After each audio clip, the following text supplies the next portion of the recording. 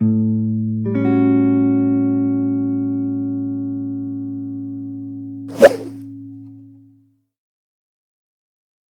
de la culture, bonjour.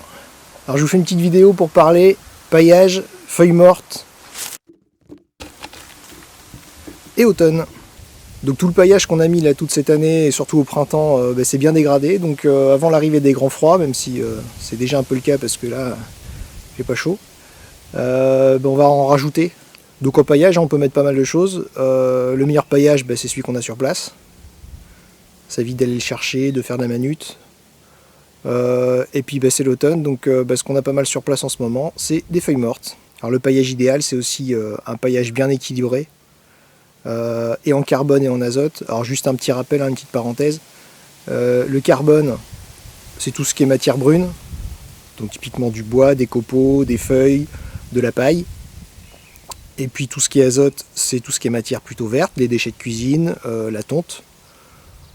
Donc l'idéal c'est d'équilibrer le paillage qu'on va mettre à 2 tiers, 1 tiers, 2 tiers de carbone, 1 tiers d'azote. Ouais, moitié-moitié, on va pas chipoter. Si on met trop d'azote, que de la tonte, que du déchet de cuisine, on va avoir un déséquilibre qui va se faire au niveau du sol. Vous avez déjà vu, vous faites un tas de juste avec de l'herbe. L'herbe va pourrir, elle va pas bien se dégrader. Ça va moisir, ça va sentir pas bon. Et puis l'herbe aussi elle va se compacter au fil des jours. Et puis ça va faire une couche quasi imperméable et l'eau s'infiltrera plus, ça respirera plus. Donc voilà, pas que de l'azote. Alors à l'inverse, si on met trop de carbone, on peut avoir ce qu'on appelle de la fin d'azote. C'est-à-dire que le carbone, pour se dégrader, a besoin d'azote. Et donc il va puiser l'azote dans le sol, au détriment des plantes. Donc il faut faire attention, et surtout au printemps, quand on met un paillage très carboné, si les plantes ne poussent pas bien, ça peut être lié à ça. Là c'est l'automne, il y a des zones où j'ai plus grand chose au potager, donc ça me gêne pas trop. L'avantage du carbone, c'est que ça va créer de l'humus, ça va vraiment ajouter de la fertilité dans la durée au sol. En cette période, on peut mettre un paillage un peu plus carboné, c'est pas gênant. Et surtout que moi, comme je fais du compostage de surface, c'est-à-dire tous mes déchets de cuisine, je les pose directement dans les plates-bandes. Ça s'équilibre finalement naturellement, donc je peux mettre un paillage un peu plus carboné, c'est pas gênant, parce que j'apporte de l'azote un peu au quotidien. Et donc on y vient au sujet de la vidéo. J'ai 3 arbres principalement sur le terrain. Ici j'ai un érable, juste derrière j'ai un frêne, et de l'autre côté du terrain j'ai un vinaigrier, un sumac, qui perdent un peu de feuilles. Alors l'idée c'est pas de tout ramasser parce que les feuilles qui tombent c'est aussi pour gérer la fertilité au pied de l'arbre. L'arbre perd ses feuilles. Si je dépouille complètement le pied de l'arbre, c'est pas l'idée. La nature elle est ainsi faite que quand l'arbre perd ses feuilles, c'est pour récupérer les nutriments par les racines ensuite. Donc si j'en enlève trop, c'est pas spécialement bon. Donc l'idée c'est d'en prélever un peu pour ramener au potager. Alors pour ramasser les feuilles, ce que je fais c'est que j'utilise la tondeuse.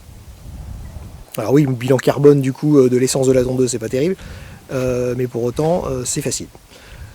Et l'avantage que je vais avoir, c'est que les feuilles mortes qui sont très carbonées, je vais les compléter avec un peu d'herbe qui est azotée, donc du coup je vais avoir un paillage qui va être naturellement assez bien équilibré, que je vais pouvoir comme ça directement mettre dans le potager.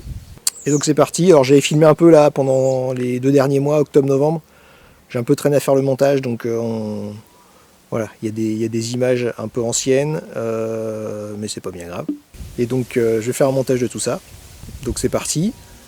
Je crois qu'il a déjà commencé. Allez, on y va, on ramasse.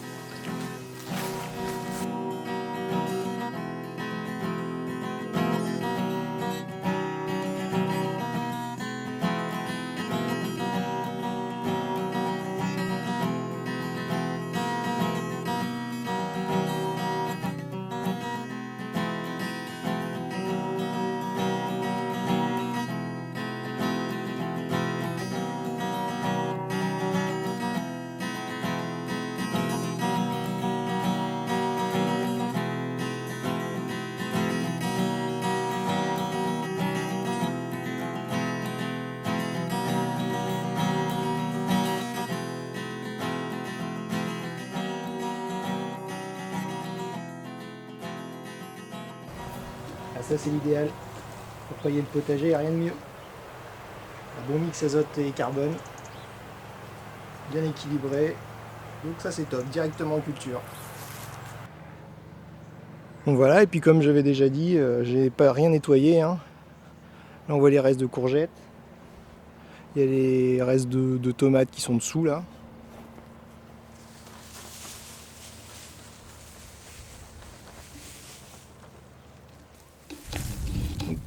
Donc voilà la récolte. Un mélange de feuilles et de tonte. Donc ça c'est impeccable.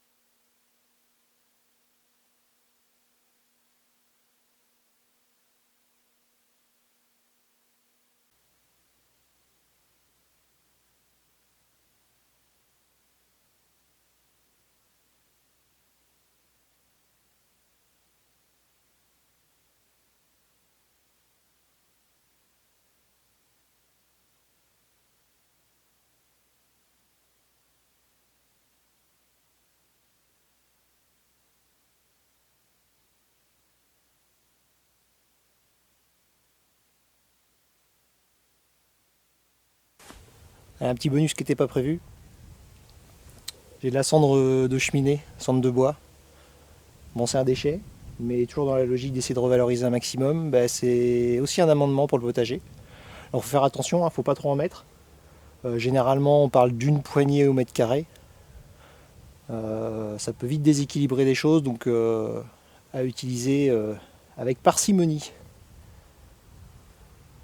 Ce qu'il faudra que je fasse, je pense peut-être l'an prochain, c'est faire une analyse de sol, ce qui me permettrait de savoir, de ne pas le faire à l'aveugle, de savoir est-ce que mon potager a vraiment besoin de cendre. Donc il y a de la potasse, il y a plein de choses dedans. Au niveau du pH aussi, ça peut rééquilibrer les choses, mais là pour l'instant je suis un peu à l'aveugle, donc peut-être qu'une analyse de sol me permettra de savoir est-ce que je dois continuer à en mettre ou pas. À suivre.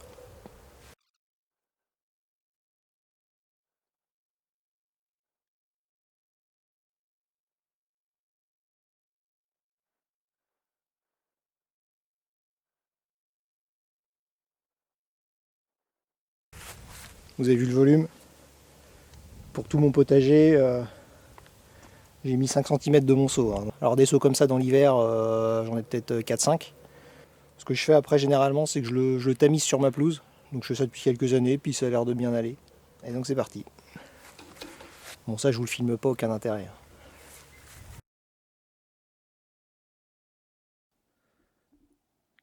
Bon, sans faire de l'agribashing primaire, il y a quelques semaines, l'exploitant agricole voisin a labouré le champ juste à côté. Bon, je reviens pas sur l'effet du labour du sol, mais on peut se demander quel est l'impact sur la planète de mes pratiques sur mes petits 50 mètres carrés, quand juste derrière le mur, j'ai des hectares complètement labourés. Moi, je pèse pas très lourd, mais c'est là que je vais vous raconter la légende du colibri.